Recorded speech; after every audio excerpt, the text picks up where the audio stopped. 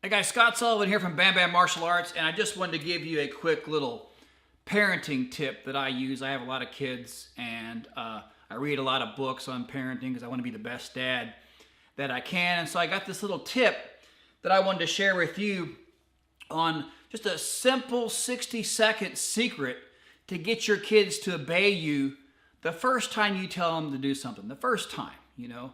I mean, just imagine how great that would be. You tell little Johnny, hey Johnny, go clean up your room. And the first time Johnny cleans up his room, right? That would be awesome, wouldn't it? And we all would love that as parents. But of course, the reality is that doesn't happen. You got to tell Johnny 2 or 3 times, and maybe that doesn't even work. And we all know the problem. So I wanted to give you just a little tip that I have to kind of fix this problem. And really, you know, the main issue here, I think, the main problem is that parents have trained their kids to not listen. I see it all the time. You know, their kids are doing something wrong. The parent says, don't do that. He keeps going. Parent says again, I'm telling you, Johnny, don't do that. I'm telling you again. They play baseball, you know, 3 strikes, you're out. Or they start counting down. I'll give you 5 seconds, 4, 3. And all this does is that it trains your kids to think that your words don't matter. Right? That at least your first commands, they don't mean anything, right? Because there's nothing behind them. You're not going to back them up, you see? And so if you don't enforce your commands the first time, you are training your kids to not listen to those commands. The message that you're sending is that my words don't matter.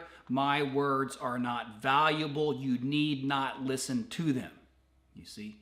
That's the problem. You have to stop doing that, okay? You have to take your own words seriously, all right? Unless you take your words seriously, they're not going to take them seriously either. So your word has to be law, okay? And laws have to be enforced. Let me give you just a little example, okay? Let's use Dad for a second, okay? I know how this feels, trust me. Dad comes home from work, and he's tired, and he's been waiting all day to sit in this recliner. He gets in his recliner. He's got his coffee, maybe his evening coffee. He's got his newspaper, opens it up to the sports page. He's ready to chill out and relax, right? Just got all comfortable. Chair's kicked back.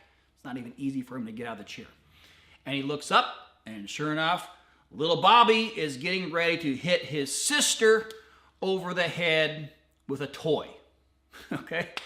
And so Dad says, Bobby, don't hit your sister. Do not hit your sister. Now, Bobby has been around the block a few times. He knows how Dad is. Dad's looking all comfortable in his chair. He ain't really going to get up and do anything about it. So Johnny realizes, hey, I can do this and get away with it. So what does he do? He does what he wanted to do. He goes and bops his sister on the head with a toy.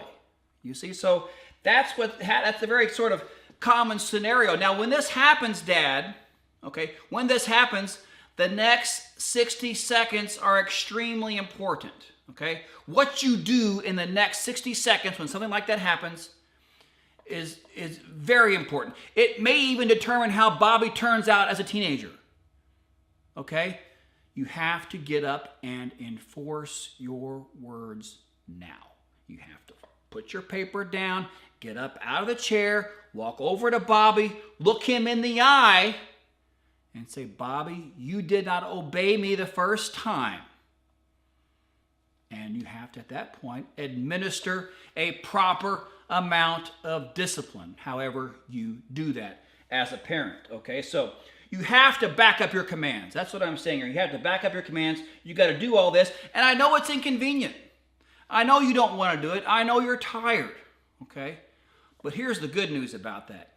If you do that, if you get up out of your chair and take care of the situation, now, the more you do that the first time, the more you take that initiative and enforce your words and to show Bobby that your words have value, the less you'll have to do it. You won't have to get out of your chair anymore once you show them that. You'll be able to just lay there in your chair. I mean, think about how cool that would be. You can lay there in your chair with your newspaper, same situation. Bobby, don't do that. And Bobby doesn't do that because he knows from experience that Dad's going to back up his words. You see, so I know it's inconvenient now, but the inconvenience now is less than what it will be if you don't do it. It's a lot less than having a disobedient child, you see. So the rule here is that never give a command that you are not willing to follow up on. Do not give a command unless you're willing to follow up on that command right away. If you're not going to back it up, you don't issue the command, okay? This is how you get first-time obedience.